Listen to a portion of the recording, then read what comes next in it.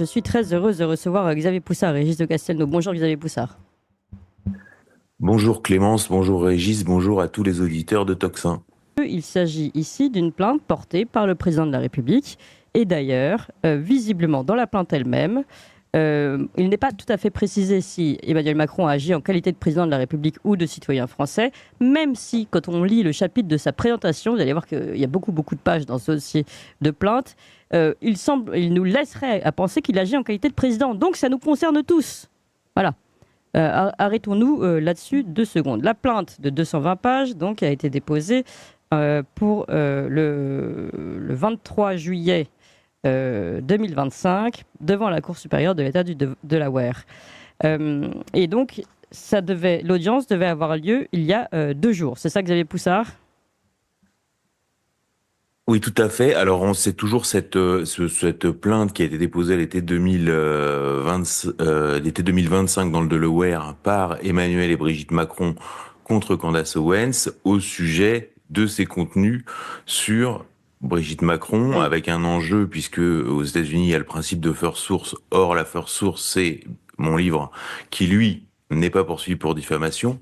Donc pour que ce soit recevable, il a fallu bidouiller et élargir tous les propos tenus par Candace Owens qui ne relevaient pas du livre, et de bidouiller l'histoire de la first source en expliquant que la first source de Candace Owens avait été Natacha Ray et Amandine Roy, qui elles sont aussi poursuivies pour diffamation et qui pour l'instant ont obtenu une relaxe en appel en attendant d'aller en cour de cassation. Donc c'est un document de 219 pages assez brouillon. Quand on connaît un peu les Macron, qu'on les a traités au corps à corps, on n'est pas tellement étonné. C'est ce que les Ukrainiens ont fini par appeler du macronage, c'est-à-dire c'est de l'embrouille. Et donc ce procès devait connaître sa première phase, qui est l'examen d'une requête en nullité de Candace Owens le 22 juin. Qui était déjà un report, puisqu'à l'origine c'était prévu pour le 28 avril. Et là, les avocats de Candace Owens ont encore obtenu un report au 27 juillet. Donc ce sera au cœur de l'été, avec à chaque fois la partie américaine qui reporte l'examen de cette requête en nullité, et sur un dossier. Alors c'est toujours pareil, c'est comme sur tous les événements. Si on prend le début de l'affaire, en tout cas sur son volet américain, avec les contenus de Candace Owens, on comprend rien. C'est-à-dire que le début de l'affaire, c'est au moins la perquisition du FBI à Mar-a-Lago à l'été 2022, où le FBI va saisir un certain nombre de dossiers classifiés qu'a conservé Donald Trump à son premier départ de la Maison Blanche. Et Donald Trump va autoriser le FBI, puisque c'est la procédure, à publier non pas les dossiers, mais la liste des documents saisis. Or, dans cette liste de documents saisis, donc il y a un certain nombre de dossiers classifiés qu'a embarqué Donald Trump en quittant la Maison Blanche, dont un seul qui est nominatif. Alors là, on pourrait s'attendre à ce que ce soit un dossier sur Vladimir Poutine, un dossier sur Xi Jinping, un dossier sur le chancelier allemand, etc., ou sur le président indien. Non, c'est le seul dossier nominatif, ou sur un adversaire démocrate, c'est sur Emmanuel Macron, et c'est un dossier qui porte la motion présidente of France. Ensuite, si donc on comprend à ce moment-là que les autorités américaines, le gouvernement américain détient des informations personnelles classifiées sur Emmanuel Macron, qui pourraient éventuellement être un levier de chantage. Donc, dans Eh oui. ce cas, on comprend que en fait Donald Trump est maître des horloges. Et si on revient avant cet épisode, on se rappelle de l'affaire de la vente d'Alstom et à General Electric, qui se fait contre tout bon sens économique et qui dépouille la France en partie de son indépendance et de son autonomie énergétique et stratégique. Donc faut bien décaler la focale. C'est comme sur la guerre en Ukraine. Si on commence en février 2022, on comprend rien. Il y a 2014, et puis il y a le démembrement de l'URSS, etc. Donc on arrive à ce stade où on voit que Candace Owens s'est rendue en Russie, et en Russie tout le monde lui a parlé de l'affaire. Il lui a pas tellement parlé des autres dossiers, il lui a parlé de l'affaire, et donc elle a été amenée à réagir sur Russia Today. Et sur Russia Today, on comprend en substance, et elle le dit assez clairement, simplement qu'il lui a été demandé de ne plus aborder le dossier. Et on voit depuis environ 3-4 mois, de façon très nette, que Donald Trump a repris le dossier en main, faisant comme il le fait souvent et comme il l'a fait au cours des derniers mois au sujet d'Israël, soufflant le chaud et le froid avec des ficelles qui sont un peu grosses, puisqu'il a dit que Brigitte Macron était bien une femme et qu'elle est d'ailleurs beaucoup plus belle que Candace Owens, qui sont des propos qui laissent songeur. A reçu Brigitte Macron à la Maison Blanche à un sommet sur l'éducation des jeunes, et puis on a eu dernièrement des séquences assez parlante à l'occasion du G7, notamment la poignée de main en sortant de l'hélicoptère, qui était assez spectaculaire, et puis une autre séquence lors de la photo des dirigeants sur laquelle était d'ailleurs Brigitte Macron, ce qui ne soulève aucun commentaire en France, pendant que toute la Terre nous regarde étonnés. Mais enfin, ça, les Français sont toujours lâchés par la pusillanimité de leur bourgeoisie, donc la Terre entière a suivi Becoming Brigitte, tous les dirigeants, moi j'ai des retours d'Inde, de Chine, de Russie, de partout, sans même parler des États-Unis qu'on vient d'évoquer. Mais au niveau de la bourgeoisie française, ça bouge pas, ce qui donne l'impression qu'en fait, il n'y a pas d'affaire. Alors qu'en fait, il y a une affaire qui est suivie, effectivement, par le monde entier. Donc, voilà ce qu'on observe. On observe que les Américains temporisent et on observe que, essentiellement, Donald Trump semble avoir repris la main sur le dossier. Alors, plusieurs choses même dans ce que vous avez déjà dit.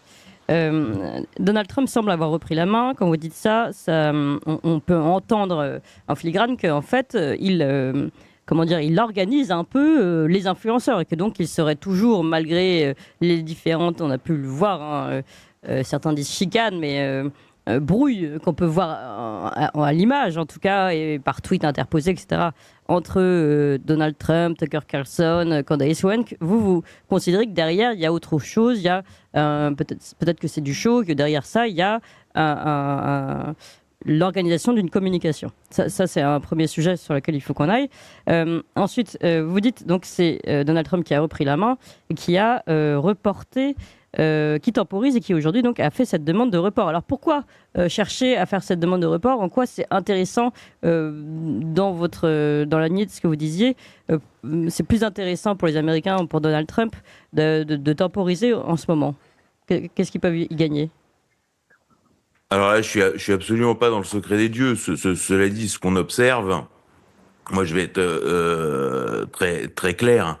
C'est-à-dire que si, dans n'importe quel pays du monde, vous créez une chaîne YouTube pour expliquer que votre dirigeant est agi par les intérêts israéliens et qu'il est soumis à Israël et aux intérêts sionistes, bon, au mieux vous avez un contrôle fiscal, au pire vous êtes incarcéré. C'est comme ça dans tous les pays du monde. Aux États-Unis, que ce soit Tucker Carlson, Nick Fuentes, etc., enfin tous sont reçus, qui dans le bureau ovale, qui à Mar-a-Lago, etc. Donc tout ça donne l'impression, en fait, d'un Donald Trump qui, c'est ce que j'appelle le Trumpisme informationnel, mais en fait il fait ça depuis 50 ans, qui souffle le chaud et le froid sans se mouiller. On l'a vu à travers l'exemple israélien, où lui, il a dosé en fait beaucoup cette guerre en Iran qui était très dangereuse. Des lignes rouges n'ont pas été franchies. On voit bien qu'Israël a poussé dans cette direction-là, et en même temps, on a tout un réseau d'influenceurs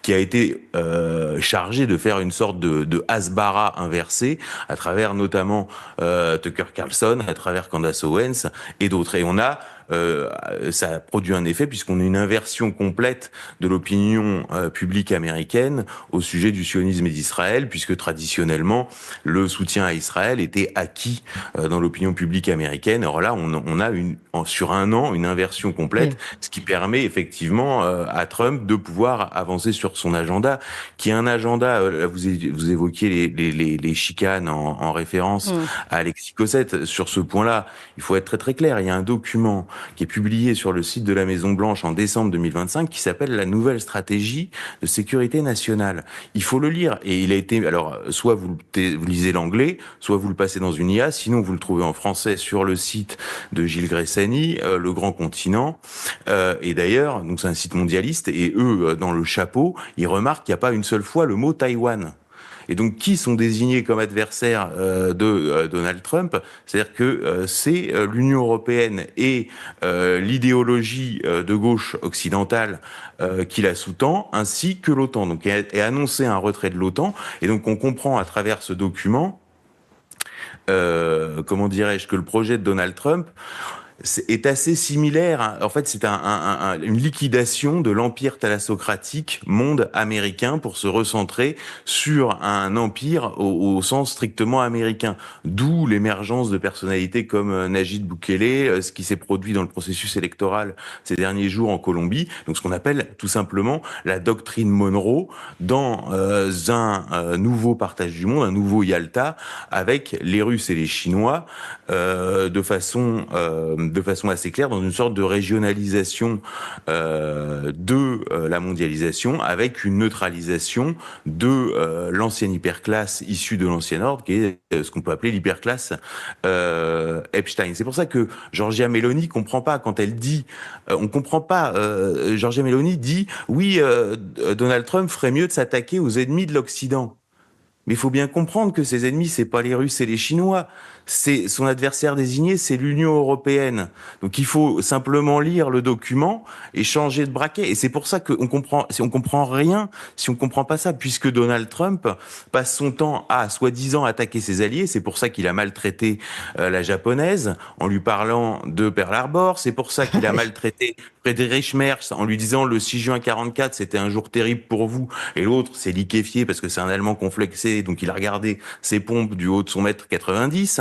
C'est pour ça qu'il maltraite Mélanie, et sans parler évidemment de Macron, qui, lui, est programmé par les élites de l'ancien ordre pour être le dirigeant de l'Europe. D'où l'importance du dossier President of France, et d'où l'importance de l'affaire, et d'où l'importance de cette procédure américaine. Voilà, donc il faut bien comprendre le projet américain, et d'ailleurs sur l'épisode iranien, ça a quelles conséquences. Il faut, si vous voulez, vous avez le document sécurité, stratégie de sécurité nationale américaine publié en décembre 2025, et puis ensuite vous avez les effets concrets, et vous voyez que les effets concrets correspondent largement à ce qui est annoncé dans le document. Ensuite, vous avez des péripéties avec des conférences de presse un peu lunaires tous les jours, mais il faut pas s'attacher aux péripéties. Là, on voit bien qu'on a un retrait des États-Unis du Moyen-Orient, et que, grosso modo, les États-Unis ont abandonné Israël, retrait permis par le retournement de l'opinion publique américaine, oui, avec cette importance des milieux chrétiens sionistes aux États-Unis, par le réseau d'influenceurs que Trump tantôt attaque, tantôt ménage, avec des attaques qui relèvent aussi de l'effet Streisand, parce que quand vous dites faut arrêter de suivre Candace Owens, Alex Jones, et Tucker Carlson et Megyn Kelly, bah vous donnez la liste de ceux qu'il faut suivre. Vous voyez, c'est des stratégies de communication assez basiques, et les ficelles sont assez grosses. Voilà, donc c'est tout ce contexte-là, et c'est dans tout ce contexte-là que s'inscrit l'affaire. C'est pour ça que ceux qui parlent de l'habitat Brigitte, ont rien compris, quoi. C'est comme parler de l'habitat Epstein. C'est être au mieux bête, au pire malhonnête, de façon très nette. Oui, merci beaucoup Xavier Poussard pour déjà toutes ces informations. En effet, je pense que vraiment on n'a pas fini de décortiquer le mode de fonctionnement de Donald Trump et de ses influenceurs, on peut dire ça comme ça, qui sont là peut-être aussi pour jouer une stratégie de communication. On sait que c'est le pays du show et du film hollywoodien, et évidemment que chacun a en fait une partie à jouer, une communication, une sensibilité, une communauté particulière à toucher. Et ça, c'est assez facile à définir déjà quand on voit les personnalités de chacun, Tucker Carlson, Candace Owens, Nick Fuentes, Joe Rogan, etc. Donc, en effet, très intéressant. Il faudra qu'on suive cette information. Je vais me tourner vers Régis, qui est très silencieux depuis le début de cette intervention. Moi, je suis comme ça. Moi, je suis comme ça. Donc, je respecte la parole. C'est le débat contradictoire. Si vous n'en se refait pas, on ne se refait pas. Bon, alors, trois petites observations. Première observation, je rebondis sur ce que vous avez dit au début, Clémence, sur le fait, pourquoi est-ce qu'on parle de cette affaire? C'est effectivement très important, parce que cette affaire est une affaire d'État. Ça, c'est pas moi qui l'ai dit. c'est un des hommes de main de Macron qui s'appelle Éric Dupond-Moretti, qui nous a dit c'est une affaire d'État, c'est un complot international, etc. Il est complotologue lui aussi, il faut prévenir Rudi Reichstadt.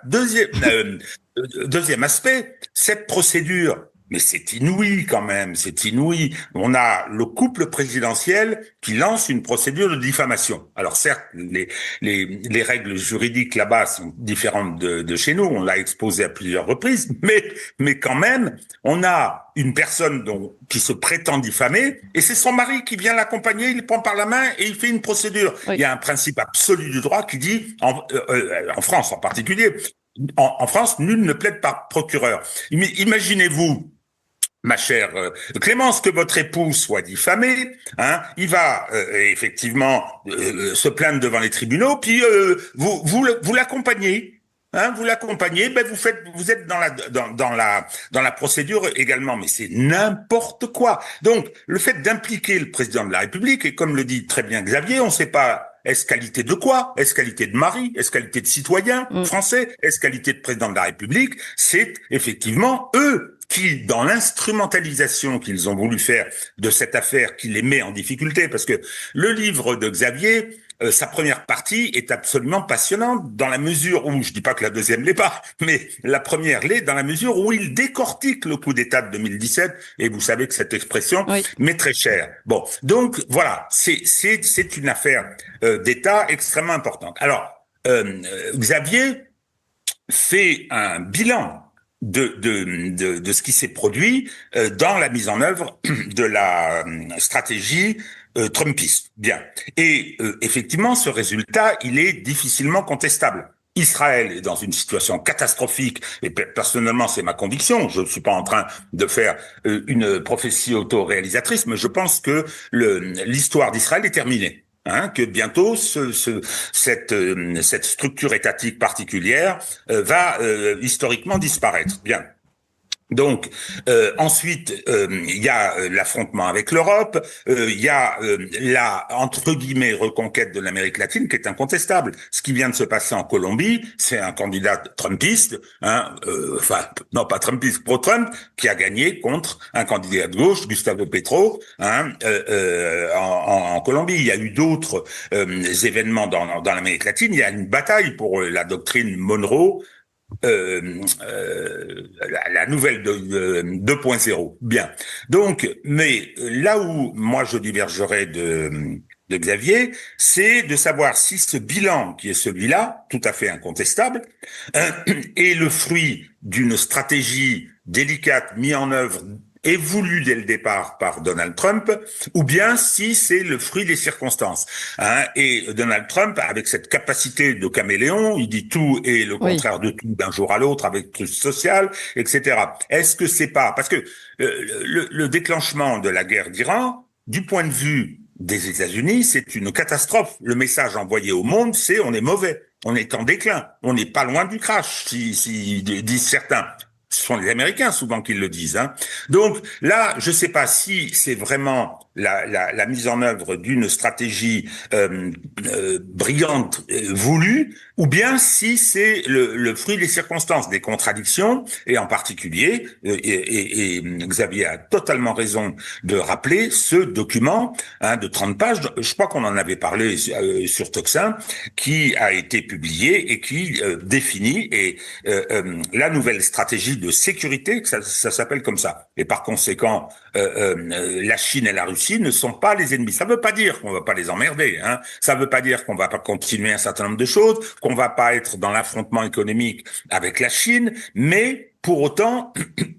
on veut recomposer sous sa direction le monde occidental. Moi, je pense que ça, et c'est toujours très présent dans l'orientation de cette administration. Bien,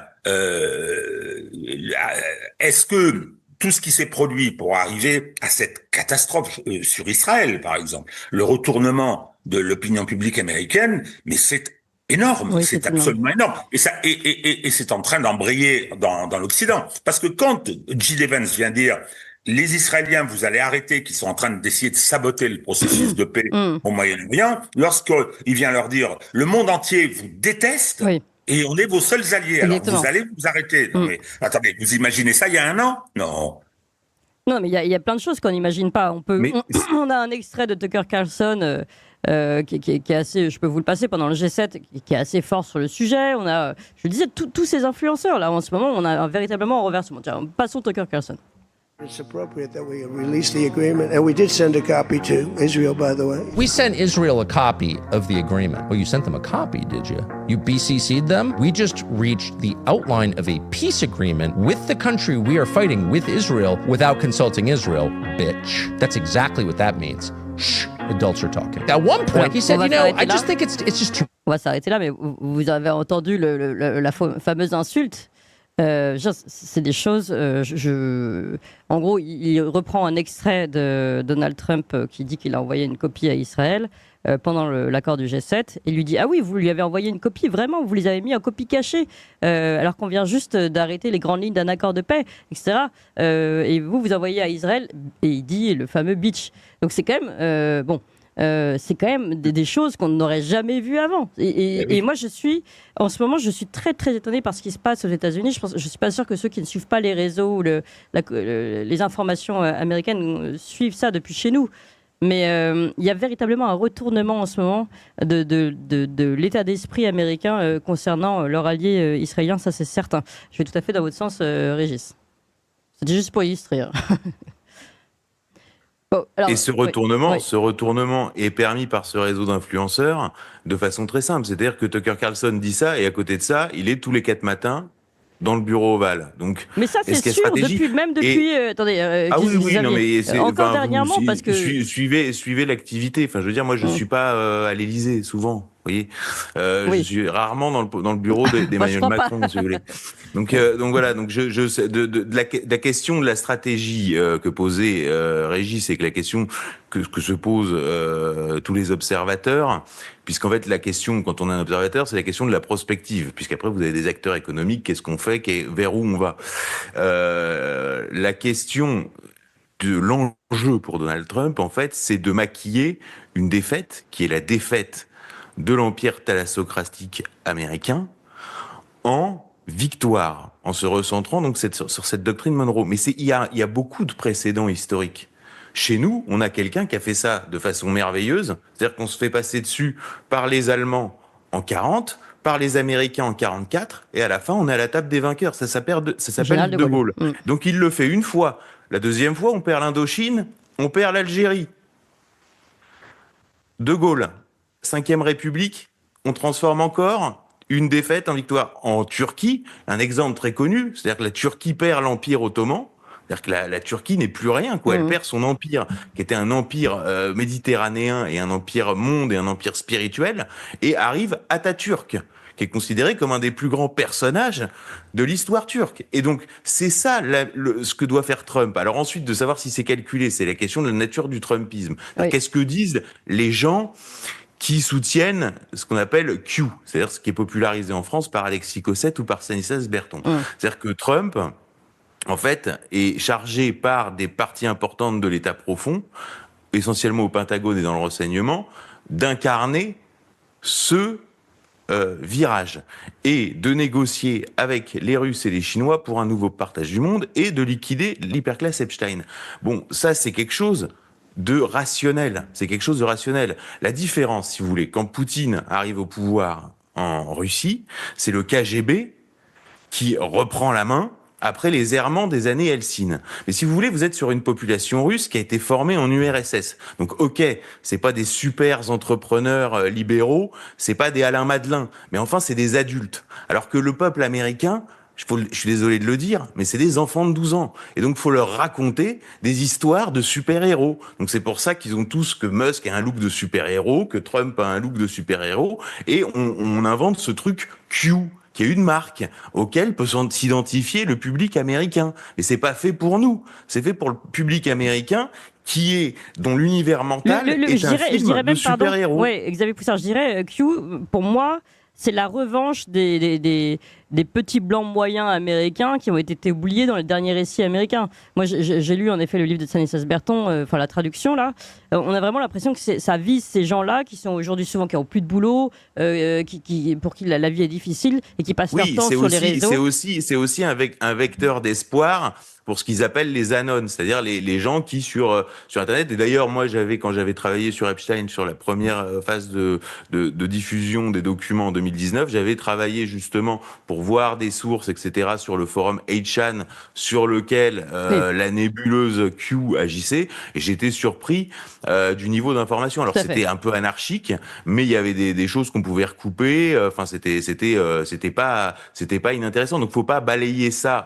Surtout que les comptes officiels du gouvernement américain font des références appuyées à Q, ainsi que l'envoyé spécial de Vladimir Poutine auprès des États-Unis, Kirill Dmitriev. Donc tout ça existe. Mais après, quand on prend les choses d'un point de vue rationnel, il y a un document de stratégie de sécurité nationale, il y a les faits, il y a une stratégie, et ce que fait Donald Trump n'est pas autre chose que ce qu'a fait De Gaulle ou ce qu'a fait Atatürk en Turquie. Et une fois qu'on a compris ça, tout devient... Alors ensuite, il y a les péripéties. Alors ça veut pas dire il y a un plan et il va réussir. Il y a un plan, et puis ensuite il y a les événements. L'histoire, c'est comme ça qu'elle se construit. Voilà, donc simplement. Et il est clair que la chute de l'Union européenne est à l'agenda de façon très claire. D'ailleurs, on voit le soutien appuyé. Comment expliquer le soutien appuyé à Musk à l'AfD, et en même temps l'AfD qui est reçue avec tous les honneurs au forum de Saint-Pétersbourg? Ça veut dire quoi? L'AfD, vous êtes avec les Américains, vous êtes avec les Russes? Ça paraît contradictoire si on n'a pas la grille de lecture que je viens d'exposer. Voilà.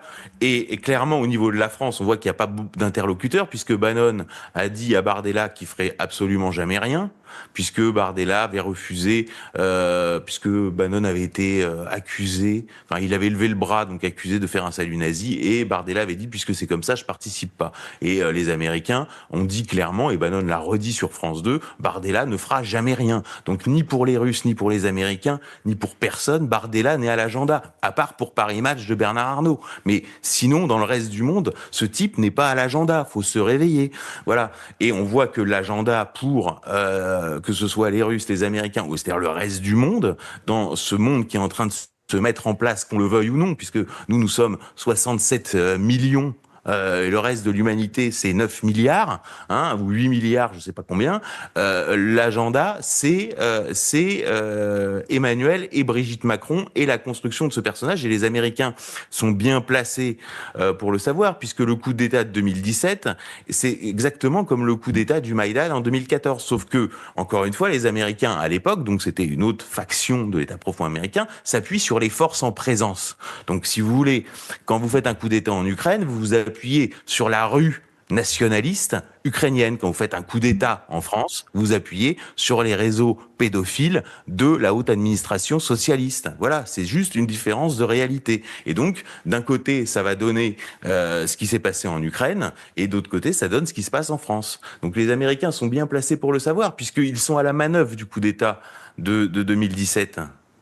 Donc vous pensez que le dossier, le fameux dossier President of France, c'est ce dossier de coup d'État de 2017, ou c'est autre chose encore? Ah non, c'est clairement le dossier sur comment le personnage Emmanuel Macron a été fabriqué. Je rappelle que dans le Wall Street Journal, dès 2015, il y a un article qui raconte l'ascension programmée d'Emmanuel Macron. Le terme est là, l'ascension programmée d'Emmanuel Macron. Je veux dire, qu'est-ce qu'il faut de plus? C'est écrit noir sur blanc. Ouais. 2015, il n'est pas encore candidat, mais il a une ascension programmée. Programmée par qui? Voilà. Donc c'est très très clair. Et aujourd'hui, les différents développements sont à suivre. Alors soit on dit qu'en France on est juste spectateur, et à ce moment-là, on ne sera pas à la table. C'est-à-dire qu'on n'a pas de Gaulle, on est juste spectateur, on ne sera pas à la table. Et quand on n'est pas à table, c'est qu'on est au menu. Donc on risque de disparaître pour les 80 prochaines années, au moins. Ou alors, il y a un réveil dans les élites françaises qui ont un poids, je dirais, médiatique, qui par exemple auraient un groupe de presse et qui par exemple seraient attaqués par la presse du régime d'Emmanuel Macron sur leur vie privée avec des attaques sournoises sur Ksenia Fedorova, qui est présentée comme une intime de Vincent Bolloré, tantôt comme la protégée du vieux monsieur. Donc soit il y a un sursaut, une rébellion, soit effectivement la France risque d'être dépecée. On parlait de la doctrine Monroe. Il y a quand même un endroit stratégique en France dont on ne fait rien, qui s'appelle la Guyane française. Mais vous croyez que si Trump il prend le Groenland, vous croyez que la Guyane française, ça va rester cocorico ? Alors ils vont nous la piquer. C'est à ça qu'on sera dépecé. On sera dépecé de la Nouvelle-Calédonie par les Chinois et dépecé de la Guyane par les Américains. C'est pour ça qu'il faut se réveiller et que c'est urgent. Oui, et c'est pour ça que c'est une affaire d'État, pour revenir à notre introduction sur ce procès. Je voudrais revenir quand même un peu sur le procès, même s'il y a plein d'autres sujets qui sont absolument passionnants dans ce que vous avez évoqué. Mais pour revenir sur le procès, deux choses. Vous avez dit, donc, c'est la partie américaine qui temporise. Pourquoi la partie américaine a intérêt à temporiser, alors que justement, vous expliquez l'inverse. C'est plutôt la partie française, donc Brigitte Macron et Emmanuel Macron, qui seraient en difficulté dans ce procès, puisque les mécanismes de loi sur la diffamation, et encore plus dans le Delaware, mais déjà aux États-Unis en général, est très sévère quant aux preuves que doivent apporter les plaignants. Donc, les Macron, a priori, étaient plutôt mal partis. Pourquoi faire ce report ? Y a-t-il un intérêt, un calcul ? Et comment peut se finir cette affaire ? C'est une question. Et puis après, je voudrais revenir sur un autre sujet, mais allez-y d'abord sur ce point-là. Xavier. Sur ce point-là, écoutez, j'ai pas la réponse. Je suis pas dans le secret de la stratégie américaine quant à ce pauvre Emmanuel Macron. De toute façon, les faits concrets, c'est que ce couple continue de se ridiculiser aux yeux du monde. Ce couple, en tout cas, les Américains jugent qu'il est en partie neutralisé. Donald Trump a eu des déclarations très claires à Davos en disant de toute façon, il en a plus pour longtemps, oui. Sachant que lui, Emmanuel Macron, reste sur son agenda, puisqu'il y a l'agenda de Donald Trump, puis il y a l'agenda d'Emmanuel Macron, qui lui, et là on en revient à la problématique de Régis de Castelnau, qui est celle du coup d'État, qui lui est ce qu'on lui a promis, c'est-à-dire ce pourquoi il a signé, c'est-à-dire je serai le dirigeant de l'Europe fédérale et créer l'Europe fédérale par la dette, ce qu'il appelle le moment hamiltonien, et par la guerre, c'est-à-dire le moment bismarckien. Et lui, il poursuit sa fuite en avant pour de provocation et de réarmement partiel pour créer les conditions d'une confrontation directe entre l'OTAN et la Russie. Lui, c'est son agenda. Voilà, donc on a plusieurs agendas et c'est en tout cas cette grille qu'il faut avoir pour suivre les événements et les signaux faibles. C'est pas apporter des réponses et qu'est-ce qui va se passer. C'est la grille de lecture. Qu'est-ce que cherche et qu'est-ce que veut Emmanuel Macron? Qu'est-ce que veut et qu'est-ce que cherche Donald Trump? Qu'est-ce que cherche Vladimir Poutine? Sachant qu'il y a des acteurs qui ont le temps et des acteurs qui sont pris par le temps. Or, l'acteur qui est pris par le temps dans cette configuration, en l'occurrence, c'est davantage d'ailleurs du côté occidental. Il y a Donald Trump parce qu'il a ses mi-termes qui arrivent, oui. Et il y a Emmanuel Macron puisqu'il y a l'échéance présidentielle de 2027. Donc toujours le système démocratique occidental crée des impératifs que n'ont pas effectivement les dirigeants russes ou chinois, ce qui fait d'ailleurs que les dirigeants occidentaux nous disent de plus en plus qu'il va falloir renoncer à la démocratie puisqu'on voit très bien que c'est devenu un handicap dans le cadre de la compétition mondiale. Alors je voulais juste réagir, et Régis, je vous donne la parole. Quand vous parliez de l'agenda d'Emmanuel Macron, qui était peut-être pas seulement le 2027, mais enfin pas seulement au niveau de la présidence française, mais même au-dessus, c'est-à-dire Europe, voire peut-être plus pour lui, je ne sais pas. Et il se trouve que ça fait écho à un mail qu'on a retrouvé dans les mails Epstein aussi, ça, Xavier Poussard, où il est dit, je crois que c'est Jeffrey Epstein qui parle, mais vous me corrigez si je me trompe, en tout cas je vais peut-être demander à mon équipe de retrouver ça, où il est dit, Emmanuel Macron se voit, où on lui porte un avenir non seulement national, mais même européen, voire plus. Je crois que c'est quelque chose comme ça. Je ne sais pas si vous l'avez en tête exactement, Xavier Poussard, ce mail. Oui, voilà, c'est en fait Emmanuel Macron demande à l'entourage de Jeffrey Epstein si Jeffrey Epstein peut lui donner des conseils pour dans le cadre de la gouvernance. C'est quand même déjà, ça devrait interroger. Ça fait pas l'objet d'une ligne dans la presse. Enfin bon, on est vraiment sous Là, cloche en c'est avant France. son élection. Hein. Voilà, non, on est en 2018 D'accord.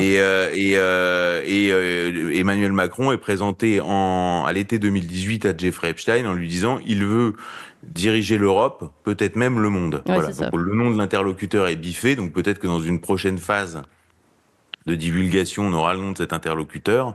Voilà, donc en tout cas, Emmanuel Macron ne s'en cache pas. Puisque il fait figurer au Ouzou son prix Charlemagne qu'il a reçu avec sa chapelle. Donc de façon très très nette, Emmanuel Macron est sur cet agenda, et c'est l'agenda qui est opposé à l'agenda américain, puisque l'agenda américain, c'est la liquidation de l'Union européenne. Et c'est pour ça qu'il maltraite les dirigeants allemands, les dirigeants, y compris Giorgia Meloni, et y compris de l'autre côté du monde, la dirigeante japonaise, puisqu'il liquide les vieilles alliances. Si on comprend pas qu'il liquide les vieilles alliances, on comprend pas pourquoi il maltraite la dirigeante japonaise, qui est une alliée politique, et pourquoi il maltraite Giorgia Meloni, qui est une alliée politique. Parce qu'en les maltraitant, il leur dit « Mais foutez-nous la paix, on ne veut plus assurer votre sécurité ». Voilà, c'est ça qu'il leur dit. Donc à suivre avec ce procès effectivement qui arrivera donc au cœur de l'été, de sa première phase qui devrait arriver au cœur de l'été. Mais pourquoi Donald Trump dégagerait Emmanuel Macron et créerait une situation d'incertitude alors qu'il en tout cas pense pouvoir contrôler le personnage. Voilà, c'est exactement comme Vladimir Poutine. La question que vous me posez, c'est pourquoi Vladimir Poutine n'envoie pas une bombe sur le palais présidentiel de Zelensky. Vous voyez, et quand vous êtes en guerre, vous avez intérêt au moins vous avez un interlocuteur, vous contrôlez votre adversaire, vous connaissez ses faiblesses. Si vous rebattez les cartes avant, vous rentrez dans une zone d'incertitude et d'inconnu. D'accord, mais très clair. J'ai encore un sujet sur le Delaware et où en est Candace Owens également. Le fait aussi qu'il ait interviewé Hunter Biden. Ça m'intéresse, on passera un petit extrait. Mais Régis, d'abord, si vous avez des réactions par rapport à tout ce qui a été dit. Oui, ce que Xavier appelle les agendas respectifs, je vais les qualifier d'impératifs stratégiques. Alors l'impératif stratégique américain, je partage son avis, mais effectivement, on a un document de référence qui est le document La doctrine de sécurité nationale, et qui montre quel est cet axe. Et ensuite, on articule les différentes interventions tactiques par rapport à cet impératif stratégique. Concernant les États-Unis, quoique j'ai du mal à intégrer le 28 février et la guerre contre l'Iran, compte tenu de ses effets catastrophiques, mais il y a cette réalité. Du côté Macron, c'est évident. Du côté Macron, c'est je veux rester au pouvoir, peut-être pas comme président, parce que je le pense capable d'essayer de reporter l'élection présidentielle ou de la supprimer, comme ils ont fait en Roumanie. Alors il passe son temps à envoyer des ballons d'essai. Il y a eu l'histoire de la dissolution de l'Assemblée nationale, ça venait de chez lui, bien évidemment. Donc il essaye aussi par la surenchère belliciste de créer les conditions, soit d'un trucage, on se l'est déjà dit, soit d'un report. Bien, ça va être plus difficile, ça va être un peu plus compliqué. Je vais prendre juste un petit signal faible. Quand monsieur Alain Boer est venu sur toutes les chaînes de télévision, en brandissant le dossier Epstein, où là, je pense qu'il fait du damage control, comme on dit, mais où il est venu dire à propos de Macron, il faut que Macron la ferme. Il n'a pas dit ferme sa gueule, il aurait pu, mais c'était vraiment avec une fermeté. Ça veut dire quoi? Que le Grand Orient a envoyé le message, on en a marre de ce mec. Donc, ça va pas être si facile pour Macron, mais il faut rester extrêmement vigilant et il faut continuer à se battre pour, justement, éviter que la situation que décrit Xavier, c'est-à-dire que les États-Unis, dans une position de force pour mettre en œuvre leurs impératifs stratégiques, nous fassent passer à la casserole, quoi, parce que c'est ça. Alors bon, on va pas trouver sur un coin de table un De Gaulle pour essayer de nous éviter ça, ou un Atatürk. qui a géré la défaite de l'Empire ottoman. Donc, mais il faut qu'on se prépare. Il faut qu'on se prépare. Alors. Surtout que je pense que Macron, et c'est pour ça que j'aurais une question à Xavier quand même, c'est pour ça que je pense que Macron est tellement ivre de sa prétention, cette espèce de narcisse, qu'il y a des choses dont il ne se rend pas compte.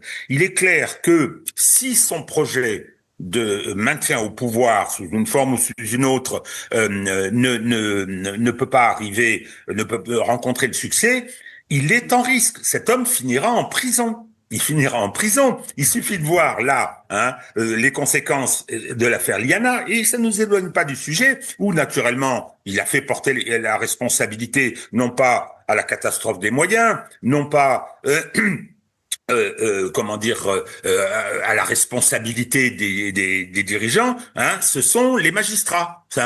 Et le rapport qui a été publié lundi en est une caricature presque. Je l'ai lu, c'est étonnant. Ça ne veut pas dire que les magistrats mis en cause ou les gendarmes mis en cause n'ont pas engagé leur responsabilité, mais ce que je constate, c'est que dans tous les tribunaux de France, ça commence à bouger. Il y a des manifs devant le palais de justice de Paris, devant les palais de justice de la Réunion que je connais très bien, etc.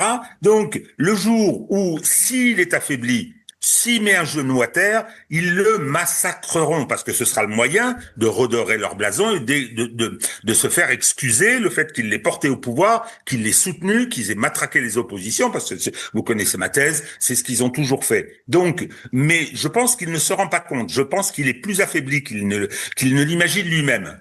C'est le constat que tout le monde fait. Ma question, justement, par rapport à ça, Xavier, qu'est-ce qu'il est allé faire dans cette galère américaine avec cette procédure débile? Parce que sur le plan juridique, non mais c'est vrai, oui. Sur le plan juridique et judiciaire, c'est grotesque. C'est grotesque. Ce que j'ai dit tout à l'heure sur le fait qu'il y intervienne personnellement, les impératifs juridiques, le fonctionnement de la justice américaine. Sur le report, moi je pense que c'est la défense Candace Owens qui manipule la procédure. Oui, mais pourquoi? C'est ça que je veux savoir, pourquoi. Mais alors là, c'est articulé avec d'autres agendas, pour reprendre le terme de Xavier. Mais alors, je reviens sur cette question. Pourquoi qu'est-il allé faire dans cette galère? Est-ce que c'est le témoignage de ses inconséquences et de sa faiblesse politique? Ce type est nul, j'ai toujours dit. Il a été soutenu, installé là, il a bénéficié de tout un système, d'une partie de l'État profond, de l'appareil d'État qu'il a soutenu, tout un bloc médiatique totalement vérolé, qu'on a vu dans l'affaire Fedorova, et ça aussi c'est un signal intéressant. Dans l'affaire Fedorova, tout le bloc hors Bolloré s'est levé comme un seul homme, de façon totalitaire. Il a manqué personne. Il n'a manqué personne à cette occasion. Et Xavier a raison de dire que maintenant, comme ça a raté, comme le Bolloré n'a pas bougé, on vient sur les histoires personnelles, la vie privée, etc. Vous savez, il y a un critère qui ne trompe jamais. Vous regardez ce que fait Edwy Plenel. Edwy Plenel est un agent américain. Mitterrand l'avait dit. Roland Dumas l'avait rapporté, est un agent américain lié à une partie du système américain et depuis toujours, cet homme travaille à la commande. Dans tous les sujets, nationaux, internationaux, il travaille à la commande, rémunéré ou pas, puisque c'est un fraudeur fiscal. Ça a été établi par les juridictions administratives. Regardez ce que fait Edwy Plenel. Il a été à la manœuvre à fond sur l'affaire Fedorova, et maintenant, avec Le Monde, bien sûr, il est sur les histoires de cul. Parce que c'est ça. Donc, il a, de ce point de vue-là, un très très lourd passif antérieur. Mais lorsque vous avez des agents de cette nature qui se manifestent, vous devez bien vous imaginer quels sont les services qui sont en train de rendre. Alors, ma question, je reviens, qu'est-ce que Macron a été faire dans cette galère? Est-ce que c'est le témoignage je veux dire, son incompétence, ou bien est-ce qu'il y a autre chose? D'abord, alors, il y a eu une situation qui était une situation d'imprévu. C'est-à-dire que la Cour d'appel de Paris a relaxé Natacha Ray et Amandine Roy. Oui. Donc, on se retrouve, puisque l'argument des Macron, c'est de dire, regardez, les instigateurs ont été condamnés. Or, il n'y avait plus de condamnation. Donc, ils ont accéléré sur cette procédure américaine et Emmanuel Macron, comme il n'a jamais... En fait, si vous voulez, c'est Éric Stemelen qui a cette comparaison, qui dit c'est un joueur de casino qui triche, qui joue dans quelque chose qui est truqué. C'est-à-dire qu'il a l'oreillette, etc. Donc, c'est pour ça que, si vous voulez, quand vous prenez 2017... il met quand même au tapis 2 anciens présidents de la République, Nicolas Sarkozy, François Hollande, 3 anciens premiers ministres, Fillon, Juppé, Valls. Donc vous vous dites, soit on a affaire au cador des 100 dernières années, c'est-à-dire c'est un génie de la politique, soit c'est un match truqué.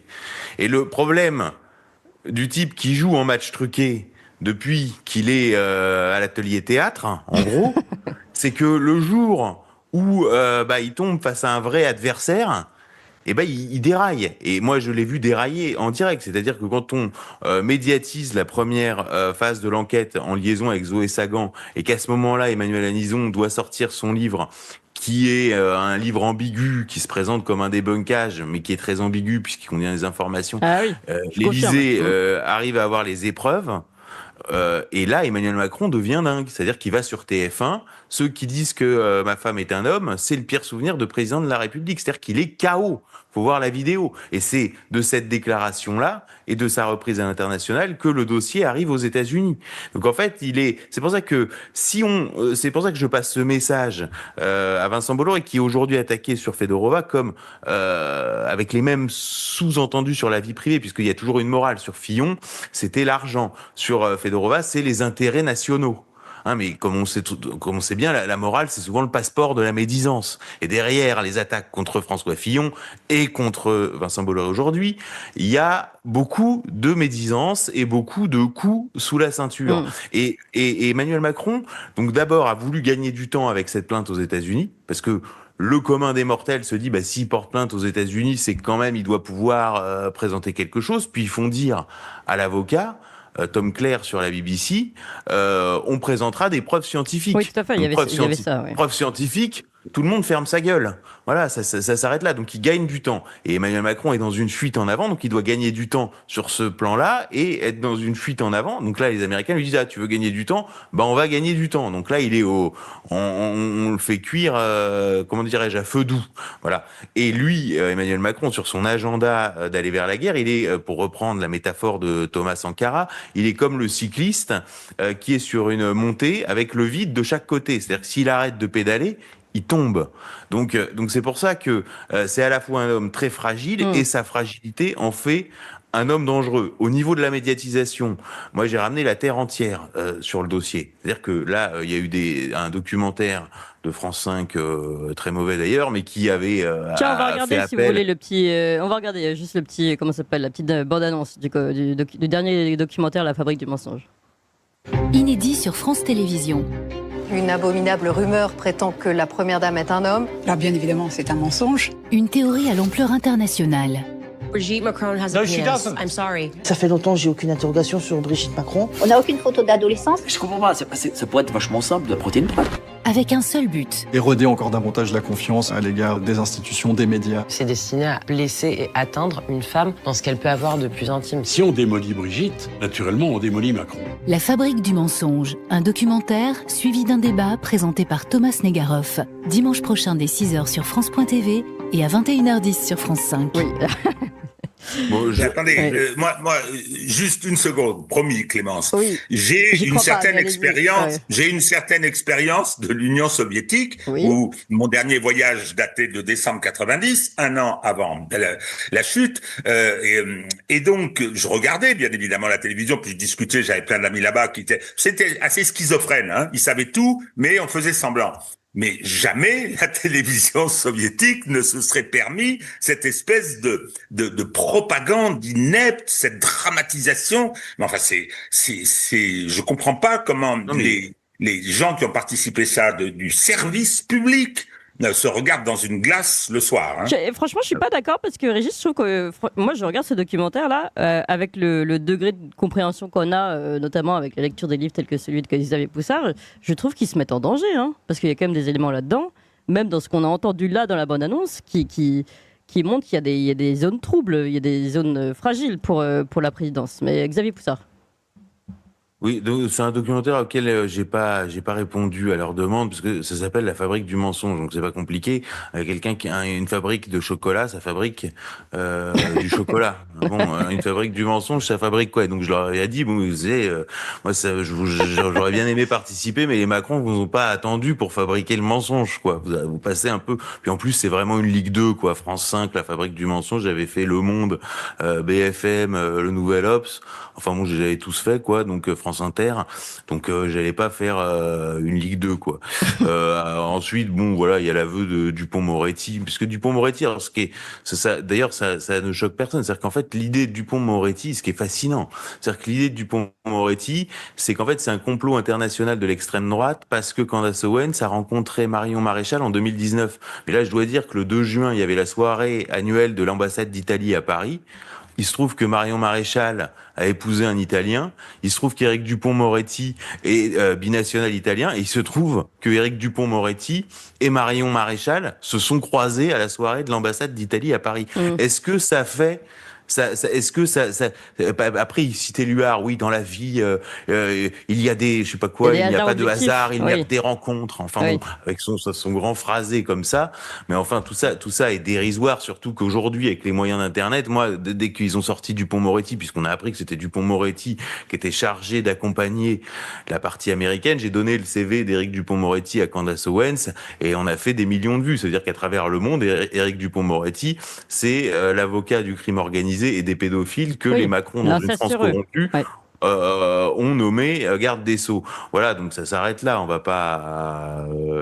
Voilà, tout ça pour dire quoi. On est que effectivement les Américains temporisent et que les attaques contre Vincent Bolloré sont des attaques sous la ceinture. Que Emmanuel Macron. C'est quoi votre appel? J'ai pas compris. Vous avez dit je lance un appel à Vincent Bolloré. C'est quoi votre appel? Non, je lance pas d'appel à Vincent Bolloré. J'ai entendu ça. Ce qu'il veut.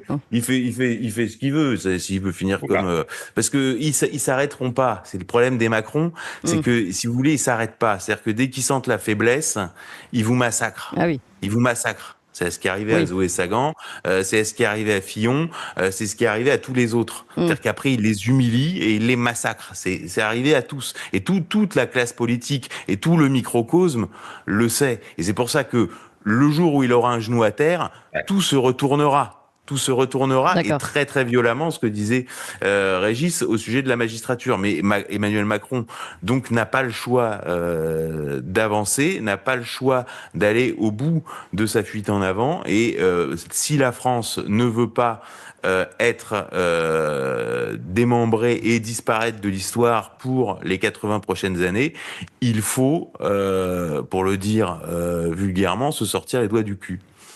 Voilà, moi j'ai fait j'ai fait ce que je pouvais puisque ce documentaire a établi. Moi j'ai rameuté les Américains, les Russes ont couvert, les élites indiennes ont pris connaissance, j'ai eu par des contacts, les élites chinoises pareil. Ensuite les Indiens et les Chinois font pas de soft power, ni les Russes d'ailleurs, c'est vraiment une spécialité américaine. L'idée des ingérences russes en matière d'information, c'est absolument dérisoire.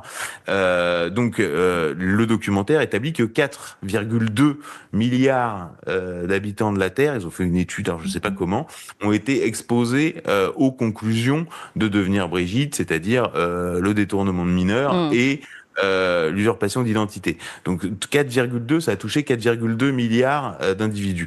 Donc moi j'ai fait ma part du boulot, ce qui n'empêche pas de continuer à couvrir effectivement l'affaire. Mais je dois dire que maintenant il nous faut des relais.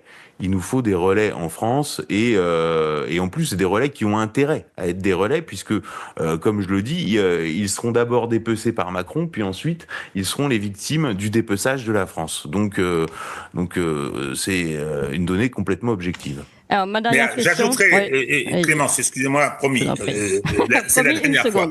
Non, j'ajoute une chose, c'est que Macron a été installé au pouvoir. Oui. Il y a eu tout un tas de gens qui ont été impliqués. Il y a les organisateurs du coup d'État. Il y a ensuite tout ce bloc central qu'il a soutenu, y compris, je veux dire, cet extrême centre, composé les socialistes, n'en parlons pas, etc., etc. C'est-à-dire que le problème, c'est que si Macron met un genou à terre et que je veux dire, ce que j'ai utilisé comme expression, ne serait-ce que la justice va le piétiner, mais on pourra rien changer si on ne se débarrasse pas aussi, si on ne purge pas aussi les gens qui ont permis tout ça. 10 ans quand même, 10 ans, hein, et que ces gens-là, il faudra les épurer, les purger, et il faudra les juger aussi. Monsieur Jean-Pierre Jouyet devra rendre des comptes devant un tribunal. Ça, je suis désolé, mais il a été un des acteurs. Monsieur Attali, c'est la même chose. Hein. On ne pourra pas en faire l'économie. Sinon, effectivement, on fera sauter le pire fusible, bien évidemment, mais on ne réglera pas le problème. Oui, d'ailleurs, ça me fait penser, quand vous dites qu'il faudra que les autres règlent des comptes, comme vous disiez tout à l'heure, vous avez Poussard, que Emmanuel Macron jouait avec une oreillette, donc c'était un jeu truqué, parce qu'il avait lui l'oreillette dans l'oreille, qui lui dictait un peu sa conduite. Mais qui tient cette oreillette ? Ça, c'est une question aussi. Et c'est ça qui est intéressant précisément, c'est qu'on voit très bien que c'est l'hyperclasse epsteinienne, c'est-à-dire l'État profond américain qui est en train d'être remplacé. C'est ça qui est intéressant, oui. C'est le changement de pouvoir aux États-Unis. C'est ça qui est intéressant. Ouais. Et donc, en fait, il se retrouve que les élites françaises qui ont été habituées à être dans un schéma où il y avait l'Union européenne et les Américains qui tiraient les ficelles, etc., etc., ouais. Hein, puisqu'ils sont tous Young Leader de la French American Foundation, Young Global Leader, c'est quoi ? C'est Davos. Et Davos, c'est quoi ? C'est le salon des exposants de la commission trilatérale créé via un programme de la CIA par Kissinger et qui a mis Schwab à sa tête. Donc c'est pas très compliqué. C'est ça leur schéma et leur. Donc on voit bien pourquoi les élites françaises en particulier n'envisagent pas la France en dehors de l'Union européenne. Alors que on voit bien que c'est un bateau qui coule. Oui. Voilà. Donc on voit bien que c'est la métaphore, ce sont des chiens qui ont perdu leur maître. Donc c'est ça la fenêtre d'opportunité. Et donc en fait, ils se disent on va récupérer les commandes du bateau. C'est-à-dire que certes les Américains se retirent d'Europe, mais c'est justement le moment de réavancer avec une sorte de gaullisme dévoyé sur l'Europe de la défense et nous allons prendre la tête de l'OTAN et nous allons pouvoir être les maîtres, la France, parce qu'il y a toujours ce côté patriotard, débile, républicain. Hein, la France est très très forte pour la République est très très forte pour dénigrer la France, puis d'un coup agiter un réflexe patriotique débile pour envoyer 2 millions de ses enfants à la mort. Hein, ça s'appelle la Première Guerre mondiale. C'est vraiment l'ADN, le patriotisme débile, revanchard, républicain, c'est l'ADN du régime. Et donc en fait c'est pour ça que si vous êtes pas avec Macron, vous êtes anti-français, c'est-à-dire que vous êtes un ennemi de la nation. C'est ça c'est ça dont est accusé aujourd'hui Vincent Bolloré à travers l'affaire Fedorova, c'est d'être un ennemi de la nation. Ah oui, je précise... Et ça rigole pas, c'est toujours comme ça. Donc en fait, c'est l'idée, l'agenda de Macron, c'est de dire les Américains se retirent, certes, c'est l'occasion pour nous de reprendre le gouvernail de l'UE, de reprendre le gouvernail de l'OTAN et de déployer, de sauver le monde libre en créant les conditions d'une agression russe. Voilà, de pousser en tout cas Poutine à agresser, puisque c'est toujours l'histoire du faible qui titille le fort dans la cour de l'école, puis quand il se prend une baigne, il va pleurer auprès de la maîtresse. C'est ça la mentalité occidentale moyenne. Oui, et ce qui était déjà décrit, donc comme on l'a rappelé, dans ce mail Epstein de 2018, où tout était déjà plus ou moins prévu, écrit. Je trouve ça très intéressant, vous avez dit l'hyperclasse epsteinienne. On a reçu d'ailleurs Guy Lafortelle qui est encore à mes côtés, le colonel McGregor il y a peu de temps, qui est quand même un ancien conseiller de Trump et très très avisé sur la politique étrangère, qui nous parlait et qui utilisait exactement le même terme, qui pour moi est peut-être un nouveau concept qu'il va falloir qu'on utilise et qu'on définisse plus largement, qu'on emploie en France pour mieux comprendre le monde, c'est cette classe epsteinienne. En effet, il parle de la surclasse epsteinienne qui est au-dessus de la classe mondialiste et qui a des objectifs et un agenda à elle. Donc c'est très intéressant que vous vous retrouviez là-dessus, Xavier Poussard. Ma dernière question un peu précise, avant de terminer ce sujet, sur donc ce procès reporté, mais qui est toujours court, c'est pourquoi Candace Owens, donc, qui est partie au procès, je précise aussi que c'est devant le tribunal du Delaware, a interviewé le 20 mai, Hunter Biden. Est-ce que je vais passer juste un petit extrait pour qu'on voit l'image. Est-ce que vous avez une idée sur la question, Xavier Poussard, mais regardons cette image parce que c'est perturbant. Hein. A priori, c'est deux ennemis deux ennemis politiques bien connus. On peut regarder rapidement. You know what the laptop proved? That you were a crackhead. There you go. My marriage fell apart, and it just started a really, really dark cycle. My brother called me and said, this has got to stop. And it forced me into a choice. And the choice was, do I get out of bed and live, or do I die? DC is corrupt. Politics is corrupt. But something's changed, Candace. It's not left or right. The DC elite of the left, they crushed my dad because he was never part of that club. He was never part of the Epstein class. You know one thing he didn't do? He didn't greenlight to turn Gaza into a Trump golf course with the maitre d' being Jared Kushner. War in Iran that they started, that every president before him was pressured by the Israelis. And I do think there was something about the Charlie Kirk assassination that everyone just sort of looked up. They're the people that Charlie Kirk made. The level of disloyalty or fear, I don't know what it is. And the criticism of you for asking the questions for someone who was like a brother to you, it's like, what the F are you talking about? I listen to you and I go... Déjà, je suis toujours impressionnée. J'aimerais bien qu'on puisse faire des teasings pareils, nous, sur Toxin. Alors, il est question de son laptop, évidemment, de l'Epstein Class, on y revient, de la mort de Charlie Kirk et des pressions israéliennes sur son père dans ces extraits. Est-ce que vous y voyez, évidemment, un objectif de Candace Owens d'aller recevoir Hunter Biden, Xavier Poussard? Là, c'est toujours la même chose de ce que j'expliquais au sujet du tropisme informationnel, c'est-à-dire que Hunter Biden a été l'instrument par... la mouvance MAGA, des attaques, ou en tout cas d'une grande partie des attaques, sur son père Joe Biden, puisqu'il y avait tout un système de corruption qui était basé sur ce fils qui servait de prête-nom. Or, ce fils était accro au crack. Donc ensuite, il y avait eu ce fameux coup de téléphone de Donald Trump à Zelensky, coup de téléphone qui avait fuité dans le Washington Post. On était à l'été 2019, donc le coup de téléphone de Trump à Zelensky lui demandant des informations sur Burisma et Hunter Biden fuite dans le Washington Post, et à ce moment-là est ouvert une procédure de destitution de ce qu'on appelle l'impeachment. Et c'est cette procédure d'impeachment qui fait que le réparateur d'ordinateur d'Hunter Biden, Hunter Biden étant défoncé, avait oublié son ordinateur, va remettre aux équipes de Trump le contenu de cet ordinateur, et ce contenu va être utilisé dans une guerre d'information. Oui. Quand je parlais d'agenda et d'événements, on voit bien qu'à l'époque, les réseaux sociaux, qui étaient sous contrôle de la classe Epstein, avaient censuré le New York Post, New York Post pour ses articles, donc que ce soit Facebook, Twitter, etc. Donc on voit donc le lot a coulé sous les ponts, et là on voit réapparaître un Hunter Biden qui sort de 7 ans de ce qu'ils appellent les Américains rehab, quoi.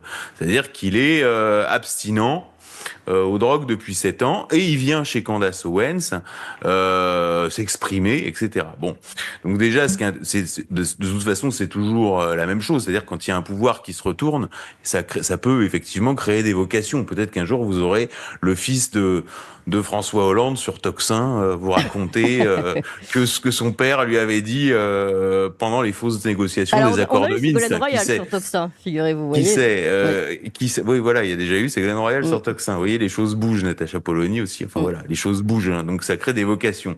Alors ensuite, les adversaires de Candace Owens au sein de la mouvance MAGA ont vu en cette interview une tentative de bien se faire voir du Delaware, étant donné que le fief électoral des Biden, c'est le Delaware. Donc, quoi de mieux vis-à-vis du Delaware que de faire le grand interview de réhabilitation, puisque après la réhabilitation du fils maudit de Joe Biden, en montrant que finalement c'est un mec bien, quoi. C'est un type, bon, d'accord, il était la clé d'un système de corruption autour de son père, mais finalement, vous voyez, il s'est soigné. Finalement, sur Israël, il est contre le génocide. Finalement, etc. Puis c'est un bon patriote, etc. Donc elle réhabilite Hunter Biden, sachant que le fief des Biden est le Delaware. Et d'ailleurs, Candace Owens s'est pas tellement cachée, puisqu'elle a ensuite plaisanté sur le fait que Hunter Biden, en partant, avait essayé de lui voler sa poupée de Brigitte Macron. Macron. Voilà, donc c'était à peine caché, mais ça décrit bien ce qui se joue aux États-Unis. Vous voyez, à partir d'un seul cas, d'une seule interview, on peut arriver à reconstituer ces stratégies de communication, puisque la communication, le réel c'est important, mais la communication c'est quand même très important. C'est ce que j'expliquais sur De Gaulle. Le réel, on se fait passer dessus en 44, on perd l'empire colonial et par 2 fois, De Gaulle transforme la défaite en victoire. Et c'est pour ça que la communication et l'incarnation sont des choses importantes. Donald Trump, s'il y en a un qui l'a compris, c'est bien lui. Et ma foi, c'est ce qu'il essaye de faire. De toute façon, on aura la réponse sur la réussite de son projet ou non. Déjà, on voit que là, il y a la Coupe du Monde qui est beaucoup moins parasitée par la guerre en Iran. Ensuite, il y a les 250 ans de la déclaration. Son agenda, la date clé, c'est le 4 juillet, les 250 ans de la déclaration d'indépendance. Et puis, l'agenda, c'est novembre avec les midterms. Donc, pour lui, il faut que tout un certain nombre de dossiers soient liquidés et traités durant l'été. Voilà les amis, nous sommes parvenus au thème de cette vidéo. J'espère qu'elle vous a plu. Si c'était le cas, n'hésitez pas à liker cette vidéo, à la partager, abonnez-vous à ma chaîne et activez la cloche de notification pour ne manquer aucune de mes prochaines publications. On se donne rendez-vous à la prochaine vidéo. D'ici là, portez-vous bien. Bye.